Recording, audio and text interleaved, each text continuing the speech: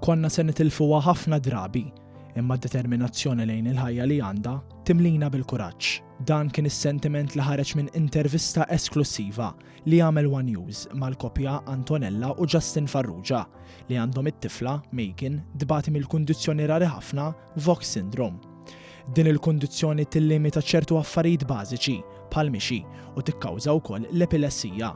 Brabta ma' dan Antonella Farrugia spjegatilna kif Megan kienet ilha turi sintomi mit-twelid u x'insaru jafu li propju t-tifla tagħhom dbati minn din il-kundizzjoni ma kienu qatt semgħu biha. Meta mistoqsija dwar x'impatt kellha din il-kundizzjoni fuq it-tifla tagħhom, Farrugia elenkat li bosta affarijiet li qabel kienu joħduhom bħala ovvja għal Megan ma kinux l-istess. Huma affarijiet li forsi aħna noħduhom for granted, imma it-tifla ma tistax tagħmilhom. U ma nistgħux narawha tilab li tweġġana ħafna u anke tgħaddi minn fejn bandli.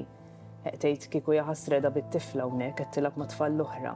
Farrugia qaltilna li minkejja li t-tifla tagħhom għandha 4 snin, il-maġġoranza ta' ħajjitha għamlitha l-isptar tiġġieled din il-battalja biż-żewġ pilastri tagħha il-ġenituri ħdejha f'kull mument. Megan ilha sena u 8 xhur l-isptar. F'daw l-4 snin u nofs għaddejna ħafna żmien hemmhekk 2023 għamilna 8 xhur ukoll straight. F'daw l-4 snin u nofs naħseb jekk naqdu sena li qattajni għad-dar naħseb naqdu ħafna. Għax il-bqija diħlu ħerġin l-isptar. Spikka l-mument meta qaltilna li jkun hemm istanzi fejn ikunu se jaqtaw qalbhom, partikolarment meta t-tobba jtennu li binthom ma tantx fadlilha ħajja. Iżda d-determinazzjoni lejn il-ħajja li għandha Megan dejjem terbaħ u dik li tiżrex il-kuraġġ u fjamma ta' tama fil-koppja Farrugia. Aħna t-tifla kemm il-darba konna ħanitilfuha. U imma però t-tifla għandha determinazzjoni kbira biex tgħix. Allura u fl-istess ħin timlina bil-kuraġġ lilna meta jiġi jgħidulek li 50 sigħat oħra ħatħallik. Imma tara li ilha tiġġieled u jirnexxielha telep l-ostakli u tibqa' magħna. Naħseb hija storja emozjonali ħafna. Ma' Antonella u Justin Farrugia tkellimna wkoll fuq l-għarfien li huma tippruvaw qajmu dwar din il-kundizzjoni rari, anke permezz ta' paġna fuq Facebook li huma fetħu. Jispjegat li f'dawn l-aħħar snin il-Fondazzjoni Dinjija tal-Vox kienu jaħdmu fuq kura u permezz ta' terapija speċjalizzata dawk li jbatu minn din il-kondizzjoni jistgħu jibdew jaraw xaq ta' dawl. Deċidejna li niftħu din il-page. Infatti apparti aħna hawn tifla oħra u Malta li għandhom page ukoll Save Lily tagħna jisimha Megan's Road to Hope.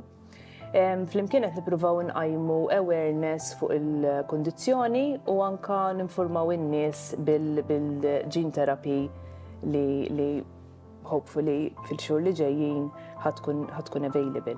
Il-koppja Farrugia ddew il-messaġġ finali tagħhom lil binthom li kieku xi darba jkollha ċans tara din l-intervista.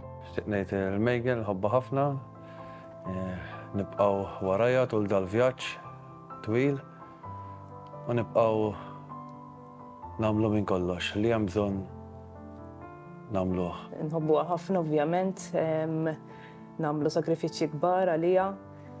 Ovvjament ma jiddispjaċina assolutament xejn għax kif inhi xorta t-tifla tagħna tibqa'. U ħanibqgħu niġġieldu sakemm il-mulej tina s-saħħa biex kull bambin irid naraw aħjar.